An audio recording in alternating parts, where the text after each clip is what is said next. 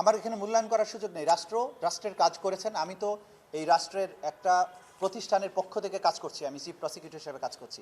আমাদের রিকোয়েস্টের ভিত্তিতেই রাষ্ট্র সেই ব্যবস্থা নিয়েছেন। সুতরাং এই বিচারিক প্রক্রিয়ার অংশটাকে এক্সপেডাইট করার জন্য সরকারের পক্ষ থেকে নোট ভার্বাল দেওয়া হয়েছে, কূটনৈতিক চ্যানেলে তাকে ফেরত পাওয়ার জন্য চেষ্টা করা হচ্ছে। সুতরাং এইটা একটা ধারাবাহিক প্রক্রিয়ার অংশ, এখানে আমার মন্তব্য করার কিছু নেই। আমরা চাইব সরকার এই কাজের মাধ্যমে সফল হয়ে তাকে যদি আমাদের কাছে আনতে পারেন, তাহলে বিচারটা আরও ভালোভাবে করা সম্ভব হবে। সুতরাং রাষ্ট্র এবং আমরা আলাদা কোনো বিষয় না, রাষ্ট্রের পক্ষ থেকে যেটা করা হয়েছে এটা আমাদের পক্ষ থেকে রিকোয়েস্টের মাধ্যমেই করা হয়েছে। Thank you.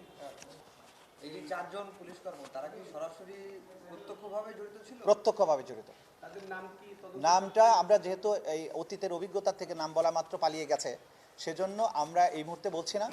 এটা আমরা যথাযথভাবে সরকারের আইনশৃঙ্খলা বাহিনীর যে ঊর্ধ্বতন মহল যারা গ্রেপ্তারটাকে এনশিওর করেন, যারা গ্রেপ্তারটা করেন আসলে তাদেরকে আমরা জানিয়ে দিয়েছি, যাতে করে তারা এই গ্রেপ্তারটা সুষ্ঠুভাবে করতে পারে পালিয়ে যাওয়ার আগে। আমরা আপডেট দিয়েছে না, আর কোনো আপডেট এখন পর্যন্ত আদালতে আসেনি। আমাদের জানা মতে তারা পোস্টেড আছে বিভিন্ন জায়গায়, কিন্তু তারা চাকুরিতে আছেন কিনা কর্মস্থলে এটা জানি না। কিন্তু তাদেরকে চাকরিচ্যুত এখন পর্যন্ত করা হয়নি, সেটা আমাদের কাছে তথ্য আছে। সুতরাং আমরা আশা করছি যে হয়তো দ্রুতই তাদের গ্রেপ্তার করা সম্ভব হবে। একটি বিষয় জানার ছিল যে এই আদালত থেকে গ্রেপ্তারি পরোয়ানাভুক্ত শেখ হাসিনাকে ফেরত পাঠানোর জন্য আনুষ্ঠানিকভাবে নোট ভার্বাল দিয়েছে সরকার ভারতকে। এই বিষয়টিকে আপনি চিফ প্রসিকিউটর হিসেবে কিভাবে দেখছেন এবং আপনার মূল্যায়ন? Double million offer Walton fridge কিনে পেতে পারেন 20 লক্ষ টাকা, রয়েছে কোটি কোটি টাকার নিশ্চিত উপহার।